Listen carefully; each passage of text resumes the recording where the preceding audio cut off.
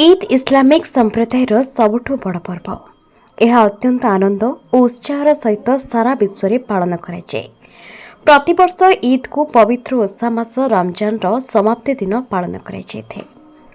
ईद दिन मास सारा करि आसुथिबा ओषा भंगा जाइथाए एवं एही दिन सकाळु समस्त पुरुष माने नमाज पाठ करिबा पई मस्जिद रे एकाठी होइथांती एवं नमाज सारी निज भाई और बंधु को आलिंगन करी ईद अभिनंदन देइथांती।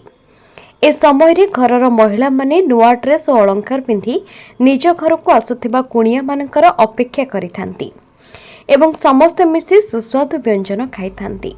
घरर कुनी कुनी छुआ माने घर को आसुथिबा समस्त कुणिया माननको सलाम करी आशीर्वाद नेइथांती एवं बड़ माने तांको उपहार देइथांती जाहाको ईद इति कुहाଯାଏ। ईद दिन समस्ते निज निज बंधु को देखा करने जाइथांती और अभिनंदन जणाइथांती। ईद मास सारा करिथिबा उपवास पई एक प्रशंसा रूप में पालन कराए।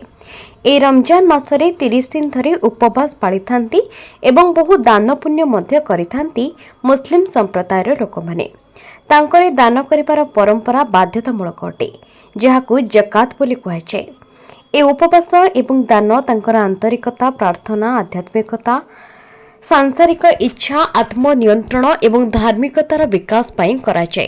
ईद दिन समस्ते एकाठी हुई समस्त पूर्व शत्रुता भूली समस्त को अभिनंदन जणाइथांती और विभिन्न प्रकार व्यंजन खाइथांती। Bureau report, Focus plus.